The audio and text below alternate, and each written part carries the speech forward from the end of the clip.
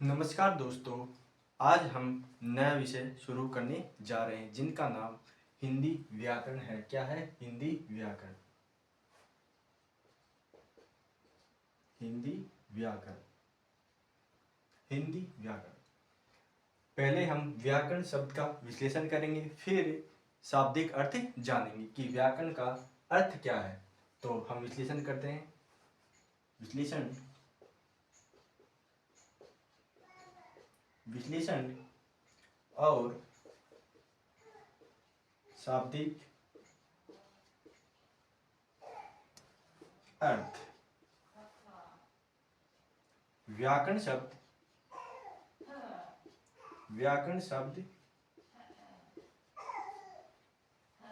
वि उपसर्ग आ उपसर्ग धन करण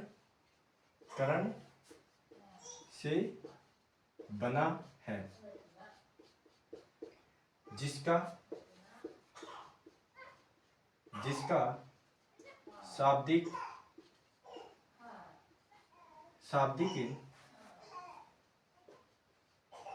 अर्थ होता है भली भांति समझाना। क्या होता है? भली भांति समझाना। हमने व्याकरण शब्द का विश्लेषण कर रहे हैं और शाब्दिक अर्थ जान रहे हैं। व्याकरण शब्द वि उपसर्ग है, आ उपसर्ग और कर्ण से बना है, जिसका शाब्दिक अर्थ क्या है? भली भांति समझाना। अब हम परिभाषाएं लेंगे। व्याकरण की परिभाषाएं लेंगे। शाब्दिक अर्थ हमने जान लिया है। शाब्दिक अर्थ क्या है? भली भांति समझाना। हम 3 परिभाषाएं लेंगे। पहले लेंगे भोलानाथ तिवारी जी की परिभाषाएं, उसके बाद में लेंगे रामचंद्र वर्मा जी की परिभाषाएं, उसके बाद में लेंगे कामता प्रसाद जी की परिभाषाएं भी हम लेंगे। देखिए, परिभाषा नंबर 1, वह शास्त्र जो शब्दों को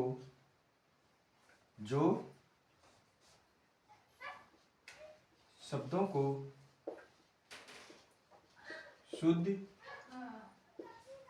बोलना,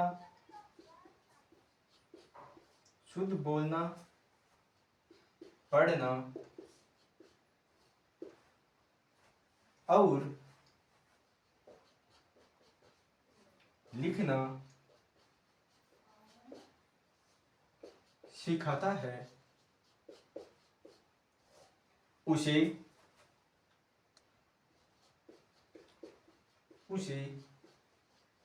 व्याकरण कहते हैं। ये परिभाषा किसकी है? भोलानाथ तिवारी जी की परिभाषा है। तो यहाँ पे उनका नाम लिख देते हैं, भोलानाथ तिवारी जी। ये तो हो गई भोलानाथ तिवारी जी की परिभाषा। वह शास्त्र जो शब्दों को शब्द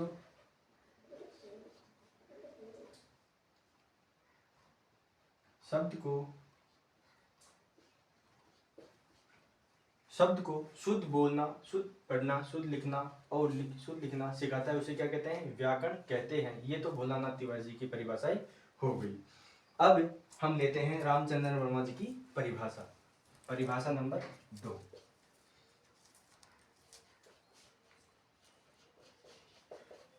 परिभाषा नंबर 2, वस्तुतः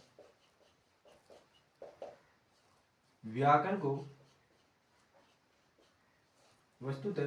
को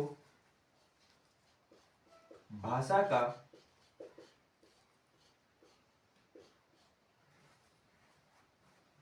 नियमों का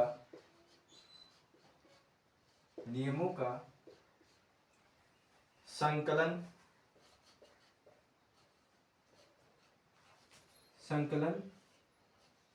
कहना चाहिए। ये बात किसके द्वारा कही गई है? रामचंद्र वर्मा जी के द्वारा कही गई है। तो उनका नाम यहाँ पे लिख देते हैं, रामचंद्र वर्मा। तो हमने दो परिभाषाएं जान ली है। एक परिभाषा और लिखते हैं जो कामता प्रसाद जी की है। जो किसकी है? कामता प्रसाद जी की है।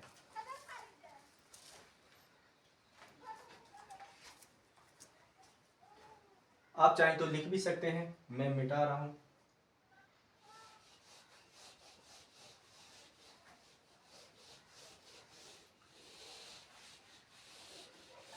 वह शास्त्र जो शब्दों को शुद्ध बोलना, शुद्ध पढ़ना, शुद्ध लिखना सिखाता है, उसे क्या कहते हैं? व्याकरण कहते हैं। अब कामता प्रसाद जी क्या कहते हैं उनके बारे में हम चर्चा करते हैं। एक परिभाषा बोल लेते हैं। परिभाषा नंबर 3।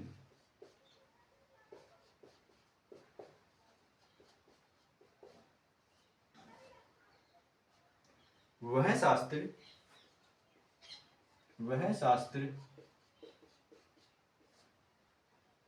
शास्त्र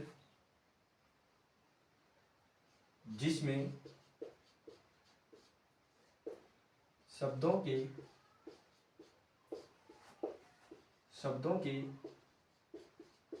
शुद्ध रूप और प्रयोग के नियमों का निरूपण होता है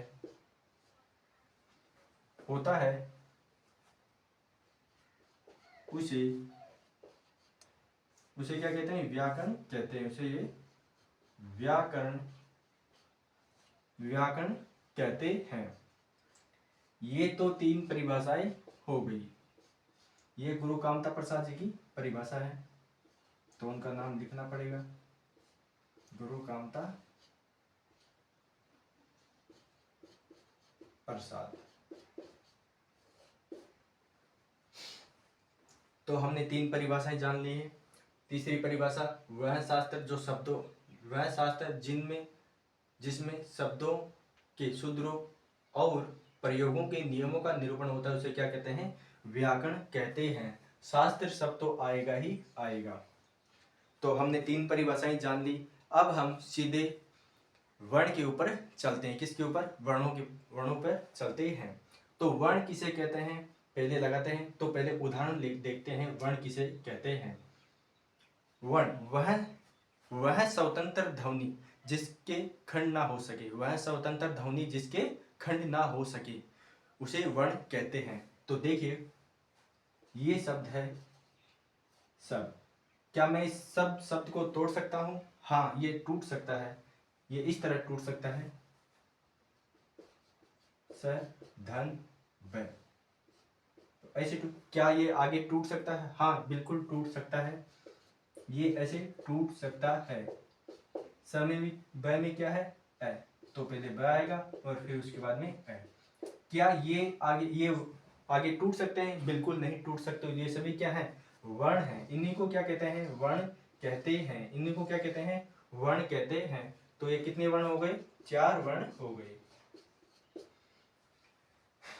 अब इनको आपको समझाने के लिए लिखा गया था ये, तो मैं यहाँ पे ठीक प्रकार से लिखता हूं इनको, जिससे आपको ठीक समझ में आए। वर्ण वह स्वतंत्र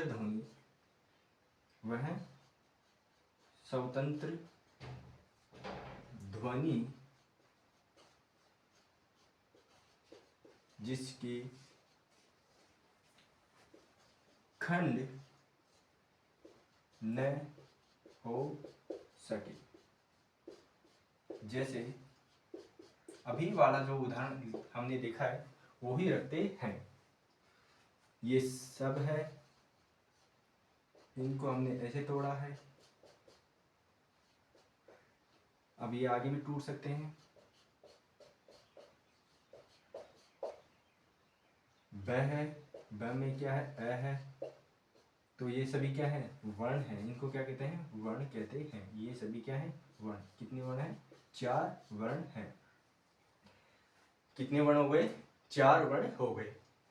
अब इसके बाद में हम वर्णमाला लेते हैं। वर्णमाला किसे कहते हैं, वर्णों की व्यवस्थित या क्रमबद्ध समुदाय को क्या कहते हैं, वर्णमाला कहते हैं। उसे क्या कहते हैं, वर्णमाला। हिंदी की वर्णमाला में 44 वर्ण है। कितने वर्ण है, 44 वर्ण हैं, जिनके 2 भेद किए गए हैं। कितने भेद किए गए हैं, 2 भेद किए गए हैं। वो इस तरह है, देखिए। इनको आप चाहे तो इसे लिख भी सकते हैं, मैं मिटा रहा हूं।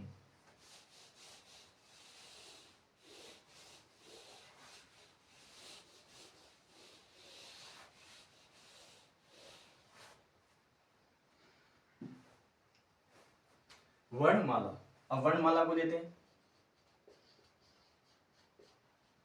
वर्णमाला किसे कहते हैं, वर्णों के व्यवस्थित, वर्णों के व्यवस्थित या क्रमबद्ध, क्रमबद्ध समुदाय को, समुदाय को, समुदाय को वर्णमाला कहते हैं। क्या कहते हैं, वर्णमाला कहते हैं। हिंदी की, हिंदी की वर्णमाला में 44 वर्ण हैं, जिसके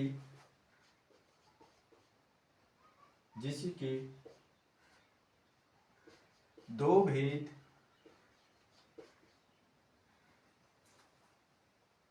जिसके 2 भेद किए गए हैं।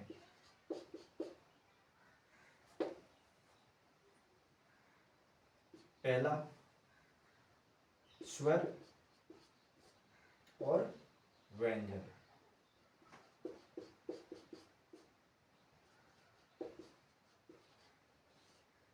स्वर और व्यंजन। देखिए, वर्णों के व्यवस्थित या क्रमबद्ध समुदाय को क्या कहते हैं, वर्णमाला कहते हैं। हिंदी की वर्णमाला में वर्ण 44 है और 44 वर्णों के 2 भेद किए गए हैं। कितने भेद किए गए, 2 भेद किए गए। इन्हीं वर्णों के, 44 वर्णों के स्वर और व्यंजन, स्वर और व्यंजन किए गए। अब हम स्वर और व्यंजन के बारे में चर्चा करेंगे। मैंने यहाँ नहीं आने की वजह से मैं इनको मिटा रहा हूँ, चाहे तो लिख भी सकते हैं।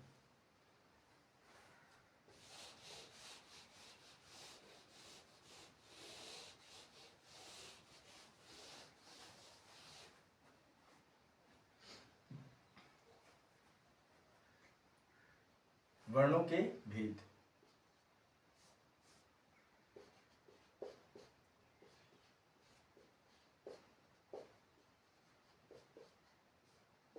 दो भेद हैं। कितने भेद हैं, 2 भेद हैं। पहला स्वर, दूसरा व्यंजन। अब स्वर किसे कहते हैं, जिनका उच्चारण स्वतंत्रता के साथ में होता है, उसे क्या कहते हैं, स्वर कहते हैं। उसे क्या कहते हैं, स्वर कहते हैं। और जो स्वरों के व व्यंजनों के उच्चारण में सहयोग करते हैं, उसे क्या कहते हैं, स्वर कहते हैं। ये स्वतंत्रता से उच्चारित होते हैं। व्यंजन जो स्वरों के सहयोग से बोले जाते हैं, उसे क्या कहते हैं, व्यंजन कहते हैं। तो यह लिखते हैं हम, जिनका जिनका उच्चारण स्वतंत्रता से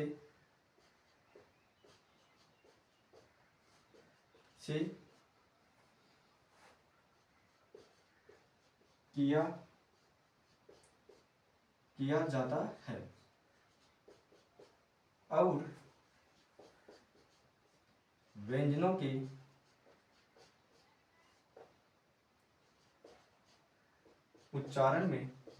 उच्चारण में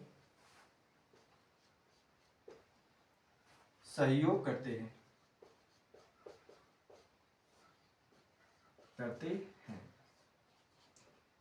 ये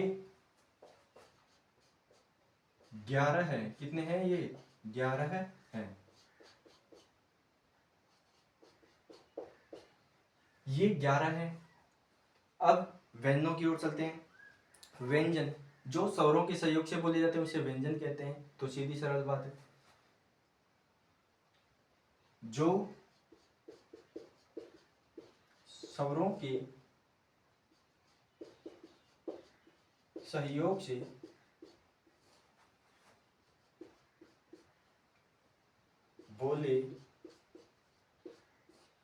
बोले जाते हैं उसे व्यंजन कहते हैं। ये 33 हैं। कितने हैं? 33 हैं।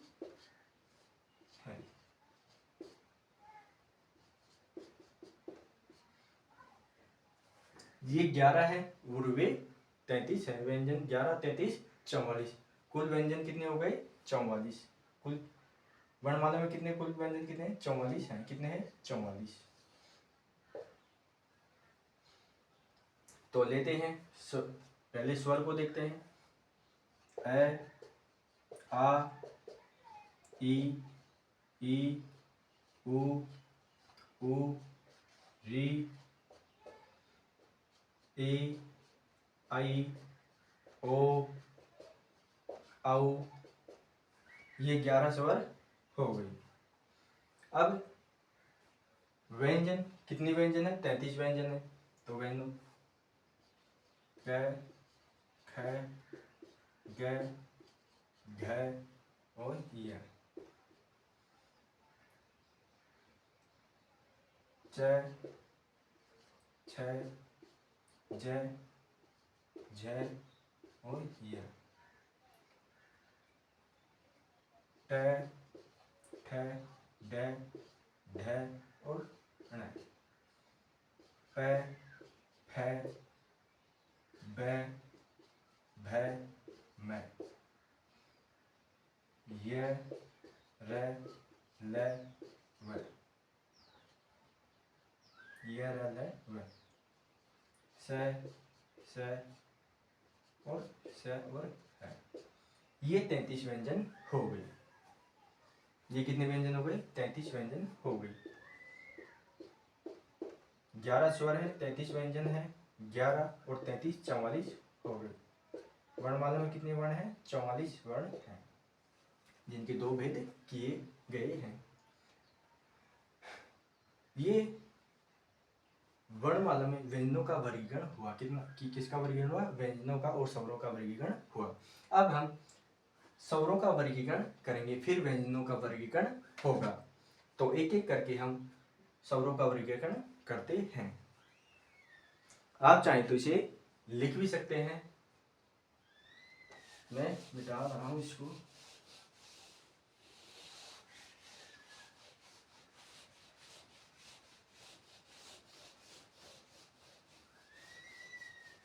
तो हमने शुरू से देखते हैं, व्याकरण का विश्लेषण कर लिया है, शाब्दिक अर्थ जान लिया है, परिभाषाएं भी जान ली हैं और वर्णों को भी जान लिया है। वर्णमाला में कितनी वर्ण हैं, कौन कौन से वर्ण हैं, कितने भेद हैं, वो भी हमने जानकारी ले ली है। तो हम अब स्वरों के वर्गीकरण पढ़ेंगे। क्या पढ़ेंगे? स्वरों के वर्गीकरण।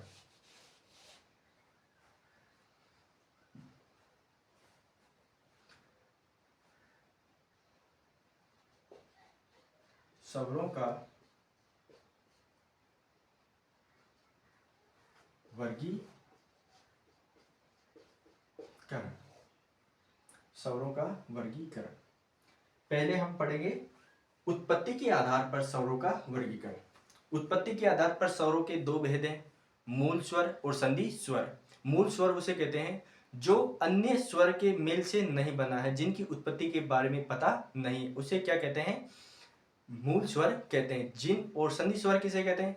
जो दो भिन्न या दो समान स्वरों के मेल से बने हैं उसे संधि स्वर कहते हैं। संधि स्वरों के दो उपभेद और किए गए हैं, दीर्घ संधि स्वर और संधि संयुक्त स्वर। दीर्घ संधि स्वर दो समान स्वरों के मेल से बने उसे दीर्घ संधि स्वर कहते हैं। दो भिन्न स्वरों के मेल से बने हैं उसे संधि युक्त स्वर कहते हैं। तो देखिए हम लिखते हैं पहले उत्पत्ति के आधार पर, उत्पत्ति के आधार पर, उत्पत्ति के आधार पर वर्गीकरण। उत्पत्ति के आधार पर कितने भेद हैं? दो भेद हैं। कितने भेद हैं? दो भेद हैं। दो भेद हैं। तो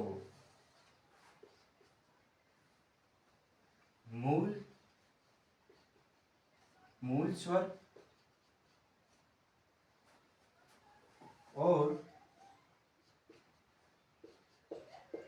संधि स्वर। अब देखिए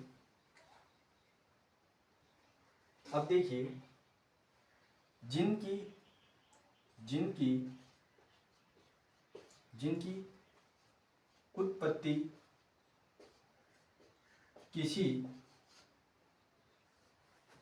अन्य स्वर के मेल से नहीं हुई है उसे मूल स्वर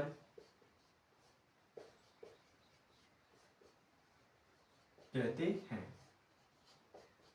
ये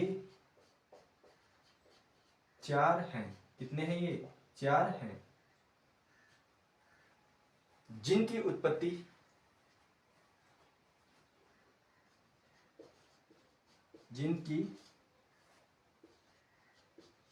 उत्पत्ति दो समान या भिन्न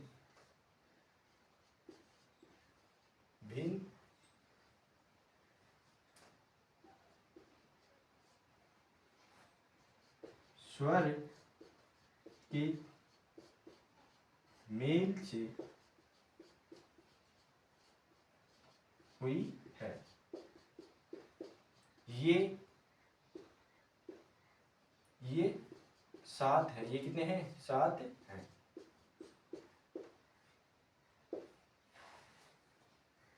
तो पहले मूल स्वर को लेते हैं। कौन कौन से चार स्वर? ए, ई, उ और री। ए, ई, उ और री, ये चार स्वर हो गए। अब संधि स्वर कितने हैं? संधि स्वर सात हैं। कौन कौन से? आ, ई, उ, ए, आई, ओ, औ। तो ये सात स्वर हो गए। कितने स्वर हो गए?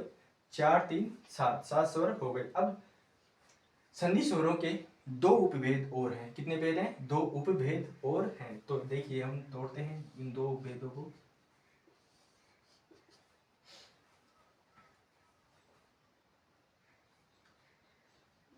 दो समान स्वरों के मेल से उत्पन्न, दो समान स्वरों के मेल से उत्पन्न दो भिन्न स्वरों के मेल, दो भिन्न स्वरों के मेल से उत्पन्न। तो ये है आ है और ई है और ऊ है। दो भिन्न स्वरों के मेल से ए, आई, ओ और औ। तो ये दो उपभेद हो गए हैं। अब इन उपभेदों की ये किस किस से बने, मैं लिख, यहाँ पे जगह नहीं होने के कारण मैं आप लिख सकते हैं और फिर मैं इसको मिटा रहा हूँ और इनके बारे में और चर्चा करेंगे।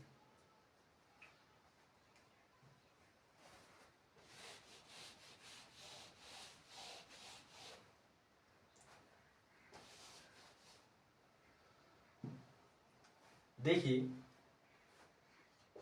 अ के मिलने से मूल स्वर है तो क्या बना, आ की उत्पत्ति हुई। ई और ई से ई और ई मिलकर दीर्घ ई की उत्पत्ति हुई। उ और उ मिलने से दीर्घ उ की उत्पत्ति हुई।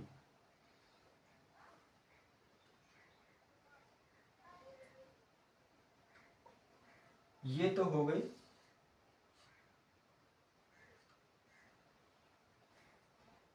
समान स्वरों के मेल से उत्पन्न। और दो भिन्न अ और ई के मिलने से क्या बना, ए बना। अ और ए के मिलने से आई बना है। अ और ओ के मेल से और ओ के मेल से ओ बना है।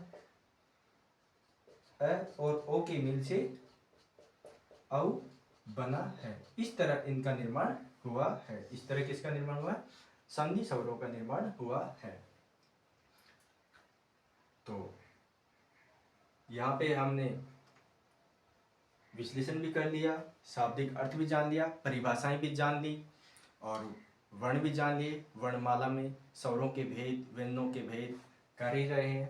आज के लिए इतना ही। आगे हम स्वरों को आगे और बढ़ाएंगे। धन्यवाद।